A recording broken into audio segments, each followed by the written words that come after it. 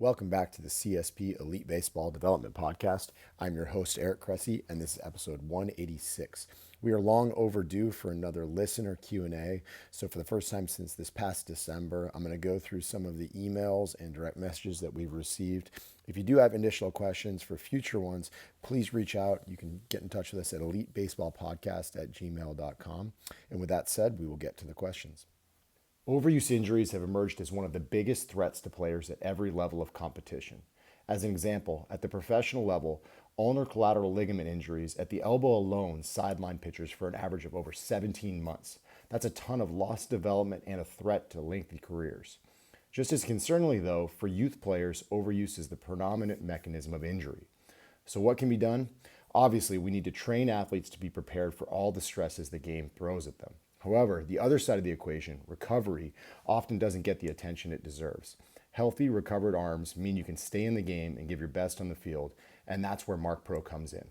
MarkPro is a cutting-edge recovery tool that provides all the benefits of active recovery, but without the extra effort, muscular fatigue, or stress to tendons and joints.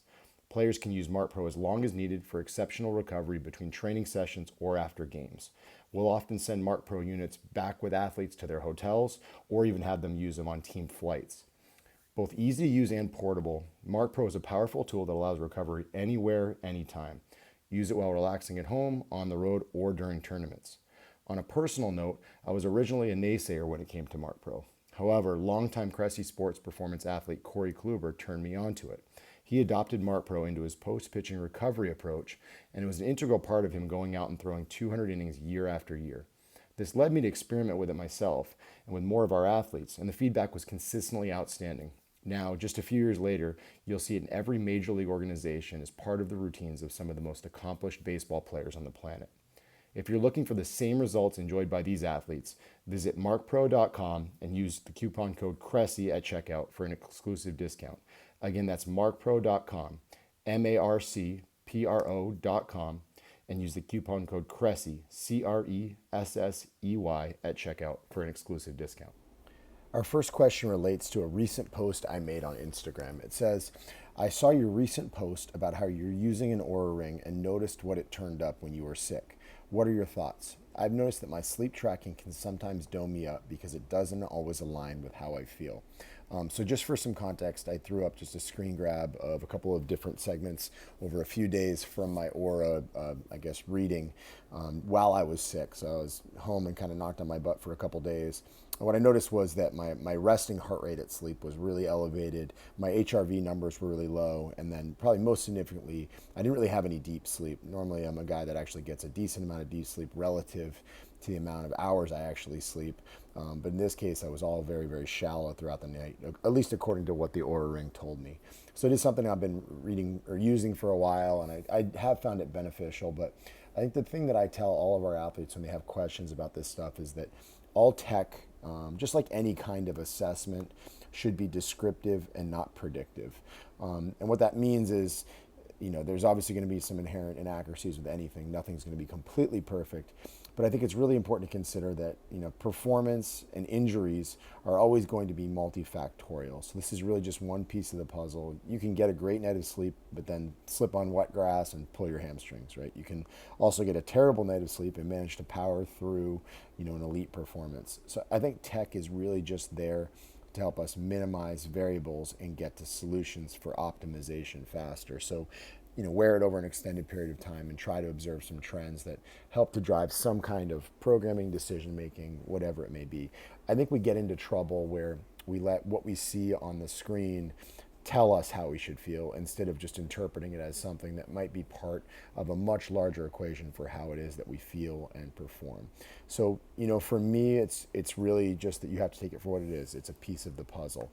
How I've used Oura is I think been really, really helpful. The first thing I'll say is that I recognize that the overall majority of my deep sleep comes before midnight. So I'm a guy that likes to get to bed at 9:30 way more than I like to get to bed at 11.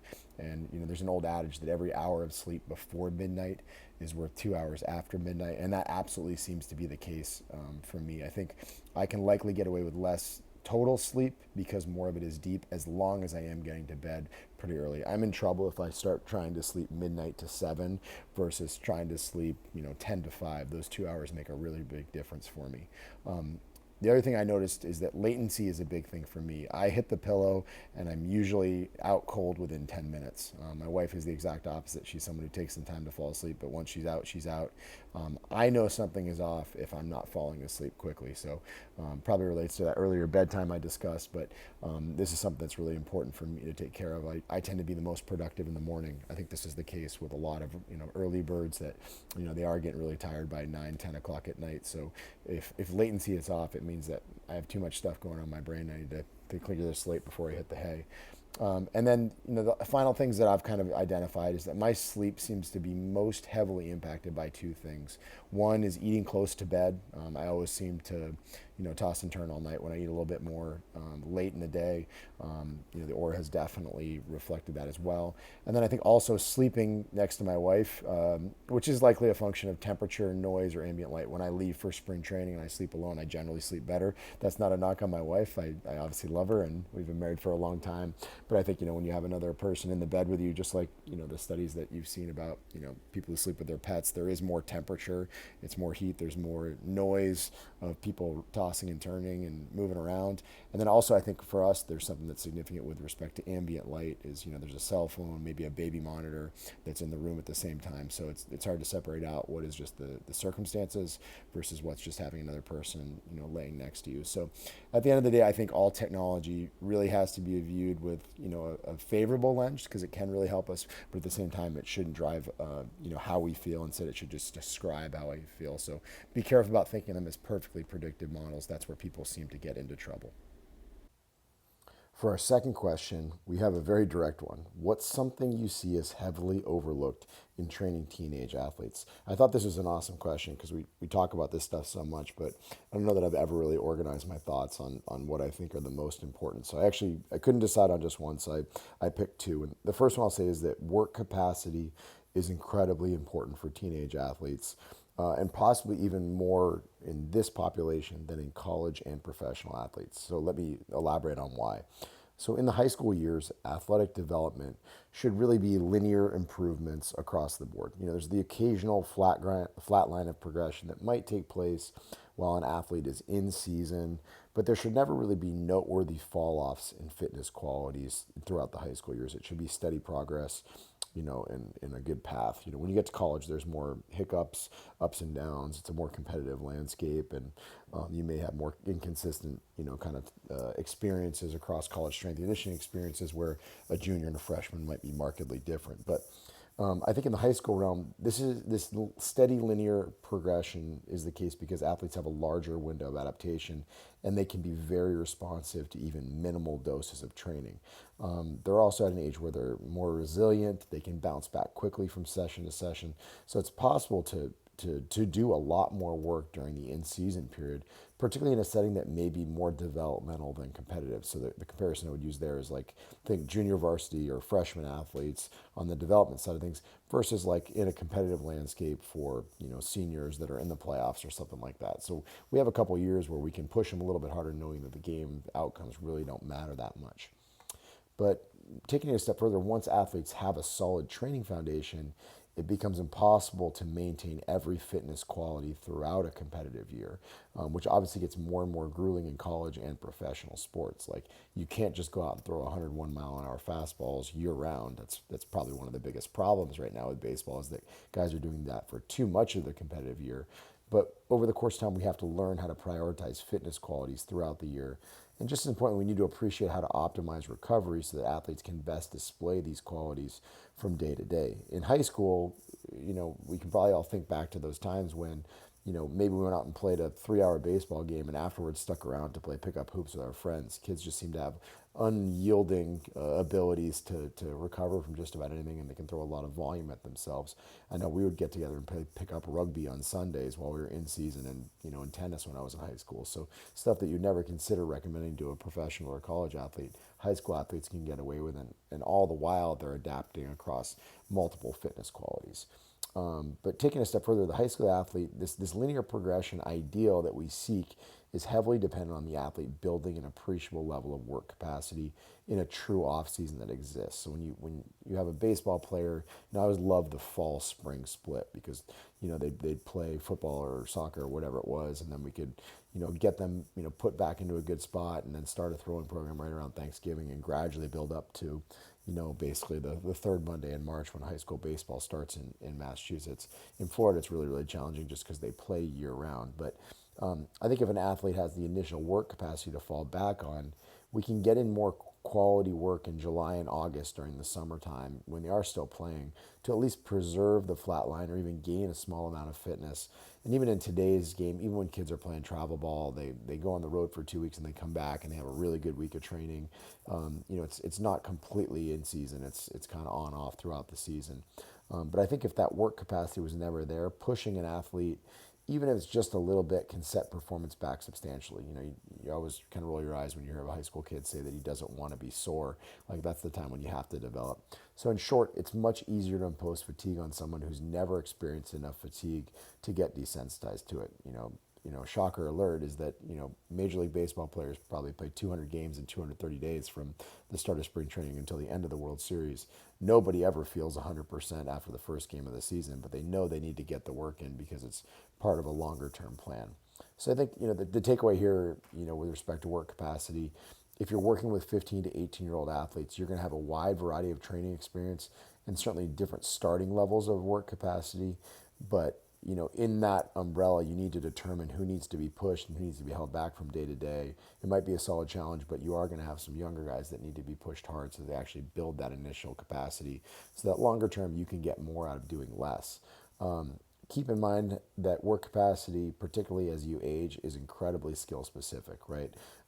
What a center fielder needs in terms of work capacity to go stand in cleats in the outfield for hours upon hours and then be ready to go and all out sprint to try to get a ball in the gap is very different than what a pitcher needs for work capacity to be able to go out and throw a pitch every 15 seconds, 20 times, and then go sit down for 15 minutes, then come back out and do it again over and over again. So with that said, I don't think we need to be crazy meticulous with extreme conditioning circuits in this young population. I think the name of the game for building work capacity is actually consistent, high quality training with appropriate rest intervals. You're not going to build nearly as much work capacity when guys are checking their phone and taking 5 minutes between sessions, but using supersets, trisets, things like that. And then, obviously conditioning for the sport in question, right? So if you're getting ready for soccer season, you got to condition for it. If you're getting ready for basketball season, you got to condition for it. For baseball season, you don't need nearly as much, true aerobic and, anaerobic conditioning. Instead, you need to, be fast in small bursts and just preserve the aerobic capacity you've built during those other seasons. So, regardless, building and maintaining work capacity is a key foundation for being able to chase a wide variety of different adaptations over the course of an athletic career. You need to do a lot of work to acquire and ingrain new skills, but you can't do it if you're always gassed. And I think we've seen, over the years, these 13, 14, 15-year-olds who really don't have good work capacity because they haven't played enough pickup sports or they just haven't been exposed to it, and they're really behind on the training side of things. So I do think we've got to build a really robust aerobic base and ability to do a lot of work in a weight room to set them up for long-term success. And then the second thing, which will be a much shorter answer, I think in the teenage years, and this is an answer that I hope all the parents that are listening to this show will appreciate, taking care of nutrition and sleep is massively overlooked advantage for teenage athletes. It's actually the single biggest competitive advantage that almost every high school kid that I encounter completely overlooks. Everyone wants to know what the latest greatest supplement is. They want to take on the most aggressive weighted ball program in the world. In reality, the most important adaptations for them actually center on eating better, outsleeping your peers, really dedicating yourself to putting yourself in the best position possible to recover and then be primed for your next training session. For a third question, we're going to get a little bit more into the weeds. It says, I recall you writing somewhere that you felt like the word tendinitis was a diagnosis that was overused. Can you please elaborate more? This is definitely something that I've been shouting from the rooftops over the years. So to give you a brief background, there is a tendinopathy debate that's out there. So The word tendinitis implies an inflammatory ending. That itis on the back end is indicative of inflammation. And when you think about inflammation, it should be something that's easily controlled with cortisone injections or non-steroidal anti-inflammatory drugs. Everything from Advil to something that's more prescription based. Conversely, what we actually realize is that most of the stuff that we encounter is actually a tendinosis. So that osis ending is implicating a degenerative approach. So the loading on the tissue has exceeded that tissue's tolerance for loading. And there was actually a really good study that came out. It was actually more of an article that was written up as opposed to a true study. It was Mafuli, Khan, and Pudu back in arthroscopy all the way back in 1998. So I'm going to read a quote that says, in overuse clinical conditions in and around tendons, frank inflammation is infrequent and is associated mostly with tendon ruptures. Tendinosis implies tendon degeneration without clinical or histological signs of intratendinous inflammation and is not necessarily symptomatic. Patients undergoing an operation for Achilles tendinopathy show similar areas of degeneration. When the term tendinitis is used in a clinical context, it does not refer to a specific histopathological entity. However, tendinitis is commonly used for conditions that are truly tendinoses, and this leads athletes and coaches to underestimate the proven chronicity of the condition. The combination of pain, swelling, and impaired performance should be labeled tendinopathy. So in other words, they're saying take a step back, use the word tendinopathy. It's a little bit more of a catch-all. But at the end of the day, most of the stuff that we're really encountering, that pain, that swelling, the impaired performance, is actually more of the degenerative changes that take place in the tendons. And really, anyone who's ever dealt with a quote-unquote tendinitis, as diagnosed by a family doctor or whoever it is, knows that it's really not that easy to fix. So a lot of the traditional treatment modalities are based on the wrong diagnosis. In other words, take a cortisone shot or here's a prescription anti-inflammatory. A lot of people actually get better simply because they implement rest for the tissues and not because they address the underlying causative factors. So as a really good example for this, there's a good study, I've probably said it on the podcast a few times in the past. It was actually done in the Scandinavian Journal of Medicine and Sports Science. I think it was back in 2000. It was Cook et al. The title of the article is Patellar Tendinopathy in Junior Basketball Players, a controlled clinical and ultrasonographic study of 268 patellar tendons in players ages 14 to 18 years old. So they looked at a bunch of junior basketball players in Scandinavian regions, 134 players, 268 total tendons. And when they actually talked to the athletes, only 19 athletes presented clinically with symptoms of tendinopathy. In other words, there were 19 tendons out of 134 players that actually hurt, so that's 7%. However, what they did afterwards was they ultrasound examined all of them, and they found that 26% of all the tendons could actually be diagnosed with tendinopathy based on the degenerative changes. So you're basically saying that for every one we diagnose with symptoms, there are probably 3 more that are overlooked. And certainly this is a junior population. You can imagine how these tendons probably looked if you went out to a men's league basketball rec league with a bunch of 45-year-old guys who are basically waiting to rupture their Achilles tendons. So what it really speaks to is that tendinopathy is really a constant give and take in every muscle in the body, and degeneration is going to be population and activity specific. So, I spent a lot of time in Boston early in my career, and we always saw people who were training for the marathon, and I often joke that people would be better off just conditioning in some other way that's not as intensive and then just showing up and running the marathon and powering through it, because so many people would really get hurt during the actual training, the runs to 21 miles just to get accustomed to it. I think the problem is that we get a real pattern overload with patellar tendons, Achilles tendons, whatever it may be. So certainly that's activity specific. They were running too much. If they cross-trained a little bit more, I think they'd do well. And likewise, population specific, older adults will generally have more tendinopathy type changes. We certainly see way more problems in smokers, people who are deficient in vitamin D, people who consume a lot of alcohol. These are all very important considerations when we talk about managing this degenerative cycle of not letting people, kind of shift over that symptomatic threshold. So, the second question that I would pose to myself basically after getting this first question from the listener is, how do we manage tendinosis? And I think the industry actually has a much better perspective on it now. First, we prevent it by making sure to build chronic workload without excessive acute spikes. So obviously there's some great research out there on acute and chronic workloads. Just like we're building up pitchers' pitch counts, we don't have them go out and throw 90 pitches in the first game of the season if they didn't have spring training. Instead, we gradually build up that pitch count in a really skill-specific way after we built a good foundation of everything from aerobic capacity to mobility to strength to power development, all these different things that underpin high-level performance. And then we gradually build it up over the course of time. Secondly, we work to utilize a variety of initiatives to optimize recovery. So what's really interesting about this is you think about manual therapy, which is an option that a lot of athletes love, and certainly they use self-myofascial release on the foam rollers and lacrosse balls and things like that. But a lot of people, use cupping or, instrument-assisted soft tissue work. They may use dry needling, whatever it may be. But these things are actually all stimulating an inflammatory response. And what's fascinating about it is inflammation is actually part of that healing process from degenerative changes. So these are actual initiatives that people have been diagnosed with tendinitis, and they're actually using pro-inflammatory ways to optimize that healing cascade. So I always find that fascinating. Obviously, they're stimulating the nervous system in various ways. They're probably changing some kind of fluence balance in the tissue. There's a lot of talk about them, kind of working on deep adhesions, areas of fibroses, which I think Bill Parisi just did a great job of talking about in his latest book. He was a recent guest on the podcast. But, again, inflammation is part of the healing process. I think we got to be really careful about just knocking back a lot of anti-inflammatories all the time when we're trying to get tendons to recharge. Certainly quality nutrition, hydration, and sleep are big with this. We know athletes are more likely to get hurt when they're dehydrated, when they're malnourished, when they're sleep deprived. We know the research on college athletes around exam time is that athletes do have far more injuries during these time periods.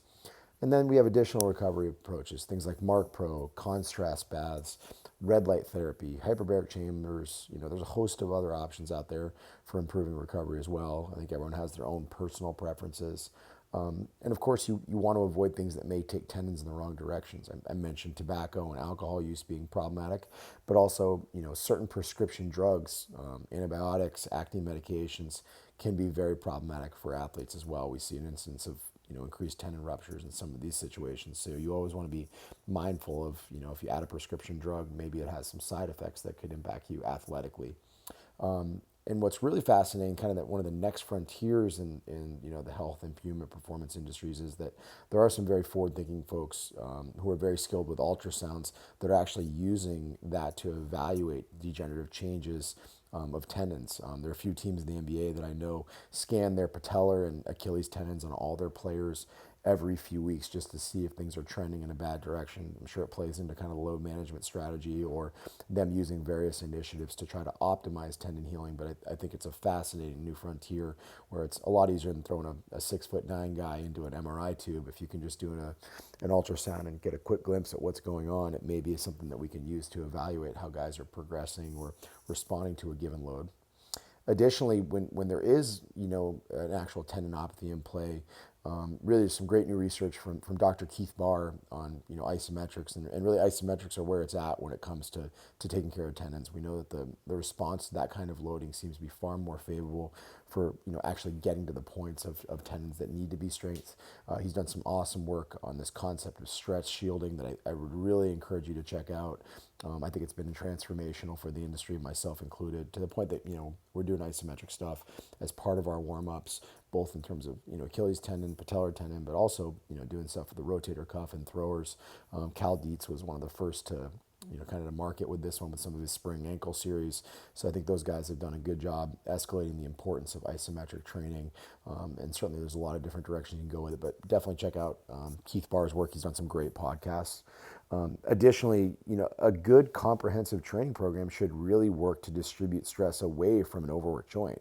So, a lot of the cranky Achilles tendons that we've seen, are really people that are using extra toe off, extra plantar flexion because, they don't have a glute max, they don't have hip extensors that are really doing their job to complete hip extension. So, likewise, we get patellar tendons that are banged up because the hip isn't doing its job. So really trying to find what's going on at adjacent joints that may be subjecting one specific tendon to just too much, trauma on a daily basis. And then certainly last but not least, we're seeing a stronger role for biologics like stem cell injections, PRP injections, things like that industry-wide. The research seems to be more and more compelling with each passing day as more of the larger institutions have started to devote more research to it. So I do think that's kind of the next frontier. So big picture though, we are not dealing with nearly as much tendinitis as we think. Most of the really progressive folks out there are either calling it tendinosis, which is indicative of a degenerative change, or they're calling it tendinopathy, knowing that there probably is a little bit of an element of both in this situation, where there's a degenerative component and an inflammatory component. So I think it's always, just a good look to not necessarily just hang your hat on the inflammatory approach. Thanks so much for tuning in and for your great questions. As a reminder, if you like what you hear, we'd be thrilled if you consider subscribing to the podcast and leaving us an iTunes review. Additionally, we welcome your suggestions for future guests and question submissions. So please just email elitebaseballpodcast@gmail.com if you'd like to get an inquiry answered. Thanks so much for your continued support.